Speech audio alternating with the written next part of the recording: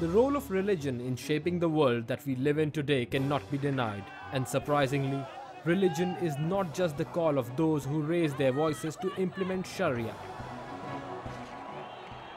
If we scratch the surface of secular societies who apparently keep God and politics apart, we find religion underneath. When the war on terror is termed as a crusade, this crusade, this war on terrorism,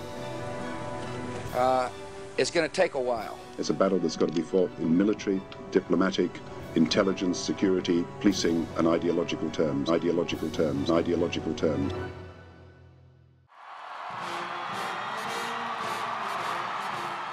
when Barack Hussein Obama has to explain during his presidential campaign that he is not a Muslim. Telling everybody I'm a Christian and I wasn't raised in a Muslim home. When Turkey is not granted membership to the European Union, and when Jews from all over the world keep on settling in Palestinian areas despite international condemnation, can it still be believed that state and religion are separate for the West? So if we are to install God in the seat of social, economic and political power and give Sharia a position that is acceptable to everyone, what would be the ideal formula for such an experiment's success? I was astonished to find out the simplicity of rules and how the scholars of both sides agree upon them. एक मर्तबा मेरे पास लाहौर का जो consulate America का है उसका political secretary आया था।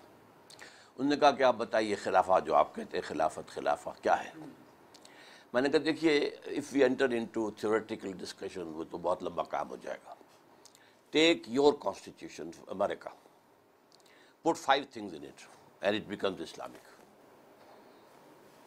आपकी पहली दफ़ा जो होगी वो तो यही होगी ये मुल्क है ये ऐसा इसका नाम है वगैरह। दूसरी क्या होगी?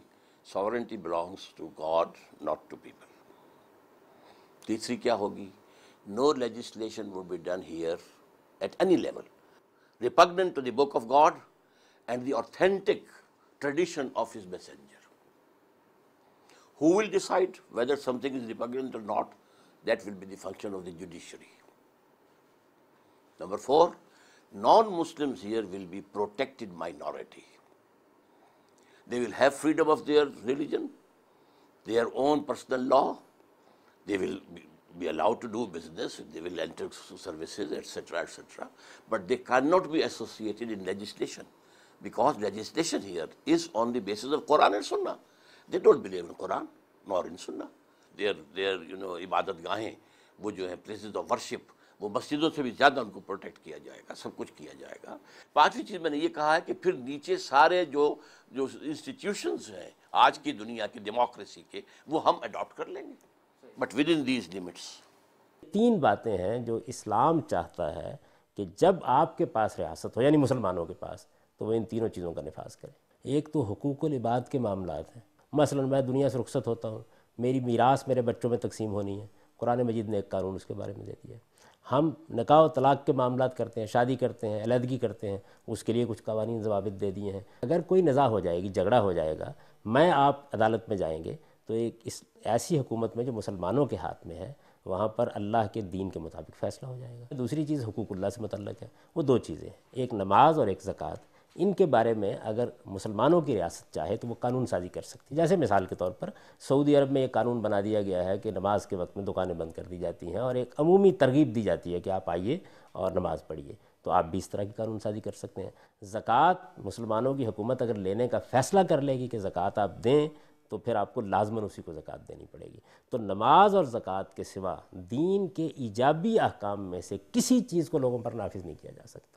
आप लोगों को ज़बरदस्ती जिहाद के लिए भर्ती नहीं कर सकते, आप ज़बरदस्ती रोज़ा नहीं रखवा सकते, आप ज़बरदस्ती हज पर नहीं भेज सकते।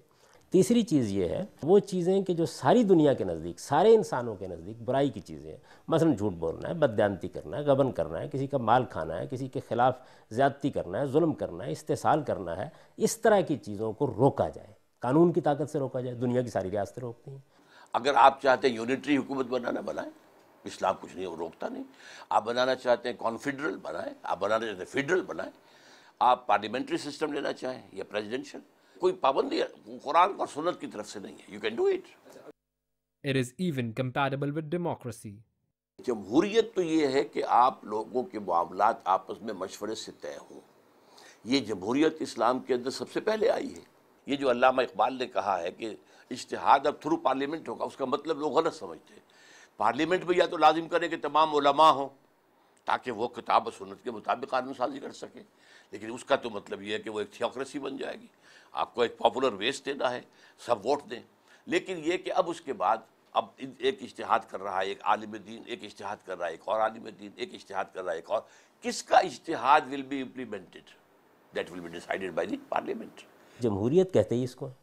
जमहूरियत में एक चीज़ ज़ेर बहस आनी है, तो उसमें शवाफे की राय भी ले लेंगे, हनाबिला की भी ले लेंगे, अहनाफ की भी ले लेंगे.